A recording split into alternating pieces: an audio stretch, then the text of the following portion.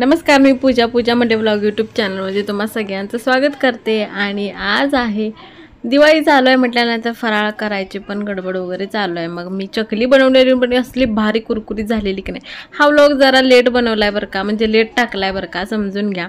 तर सगळ्यात आधी मी काय केलं, तांदूळ स्वच्छ धुवून घेतल्यानंतर एका कापडावरती वाळवलं खडखडीत, म्हणजे फॅन खाली वाळवलं। नंतर ह्यामध्ये 2 वाटी काय म्हणतात त्याला, तुरीची डाळ, 1 वाटी उडदाची डाळ, 1 वाटी शाबूस तांदूळ, 1 वाटी मुगाची डाळ, हे सगळं मिक्स करून घेतलं आणि चांगलं भाजून घ्यायचं आपल्याला।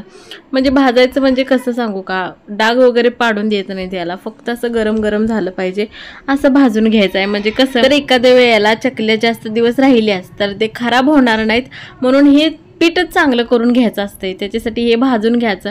नंतर गिरणीतून थंड झाल्यानंतर गिरणीतून दळून आणायचं। तर बघू शकताय याचं पीठ कसलं भारी असं पडलेलं आहे, बारीक पण नाही जास्त मोठं पण नाही, मस्तपैकी झालेलं आहे। आणि चकल्याचं पीठ कसं करायचं तर बघू शकताय, सगळ्यात आधी मी एका पातेल्यामध्ये 2 ते 2.5 तांबे पाणी गरम करायला ठेवलं। ह्यामध्ये तेल टाकलं 1 पळी, म्हणजे 1 चमचा टाकलेला आहे। ह्यामध्ये चकली मसाला, थोडीशी धनेपूड टाकलेली आहे, कारण मी डाळाला द्यायच्या टायमाला त्या डाळीमध्ये मी धन टाकलेलं नव्हतं, म्हणून धनेपूड टाकली, लाल तिखट आणि नंतर चवीनुसार मीठ टाकले, थोडीशी हळद टाकलेली। हे सगळं आता मिक्स करून घ्यायचं आहे, म्हणजे चांगली खळखळ उकळी आणून द्यायची ह्याला। आपण जे पीठ दळून आणलेलं आहे ते ह्याच्यामध्ये थोडं थोडं करून टाकायचं आहे, म्हणजे एकदम टाकायचं नाही तर याच्या गाठी होते त्या। थोडं थोडं टाकत हलवायचं आहे, म्हणजे एका लाटण्याच्या सहाय्याने मी हलवून घेतलं आणि हे पीठ थंड झाल्यानंतर चांगलं मळून घेतलं। पाणी वापरलेलं नव्हतं मळताना, असंच मळलं। तर बघू शकताय की ते मस्त अशा चकल्या पडलेल्या आहेत, ह्याला काटं पण कसलं छान छान आलेले आहेत बघा।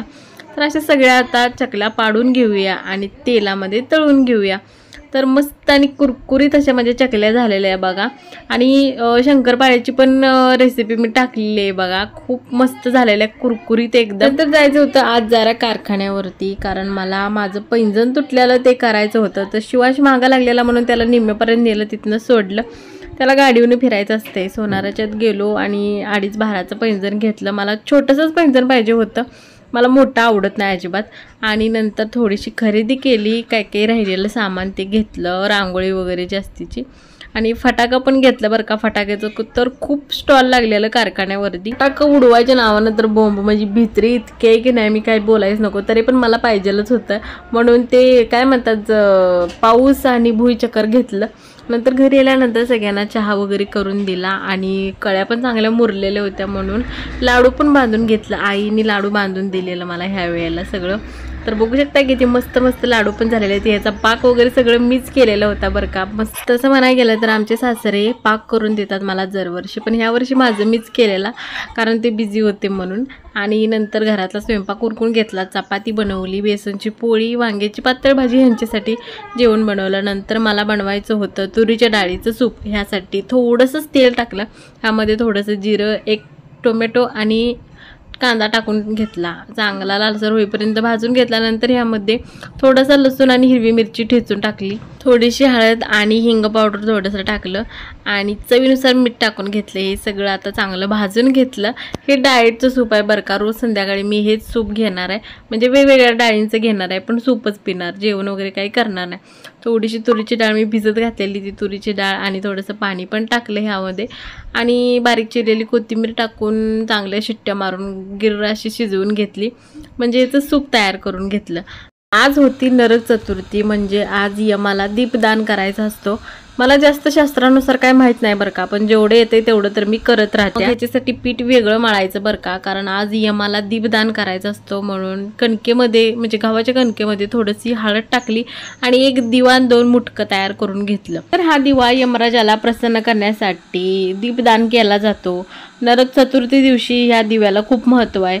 काही काही ठिकाणी खूप दिवे लावतात बरं का, 14 ते 13 काहीतरी असतात असं, पण प्रत्येक ठिकाणी वेगवेगळी पद्धत असते, म्हणून मी 1 दिवा आणि 2 मुटकं बनवते बरं का। श्रीकृष्णाने यमराजाला प्रसन्न करण्यासाठी हे व्रत सुरू केलं होतं असं म्हणतात बरं का। मी गुगलवरती सर्च वगैरे केलं होतं, त्यामध्ये असं सांगितलंय बरं का। आणि नरक यातनातून मुक्ती मिळण्यासाठी प्रार्थना केली जाते यमराजाला प्रसन्न करून, हे दिवा प्रज्वलित करून। बघा मग काय काय असते की नाही, जास्त मला काय माहित नाही बरं का। आणि कोणाचा अकाली किंवा अवेळी मृत्यू होऊ नये म्हणून याची पूजा केली जाते। लक्ष्मीचा वास घरामध्ये कायमस्वरूपी राहावा म्हणजे जास्त शास्त्रानुसार काही माहित नाही, जास्त माहिती आहे तेवढं तर मी बोललेले आहे बघ. या दिव्याला हळद कुंकू लावून याचं पूजन करायचं असतं आणि घराच्या दक्षिणेकडे तोंड करून हा दिवा लावायचा असतो. तर बघू शकताय माझा दिवा पण तयार झालेला आहे. आता मी लावते आणि नंतर आज फोडायचे होते फटाके. फटाके तर मला काय उडवायला येत नाही, ती म्हणजे मी लय भित्री. मग आणलेलं काय म्हणतात त्याला, पाऊस आणि भुईचक्र, ते सुद्धा लावत लावत मी भीतच होती. बघू शकताय तुम्ही, ती लागायच्या आधीच पटकन उठत होती. चला मग आजचा व्लॉग इथंच एंड करूया. दीपावलीच्या सगळ्यांना खूप खूप खूप शुभेच्छा माझ्याकडून. भेटूया पुढच्या व्लॉगमध्ये.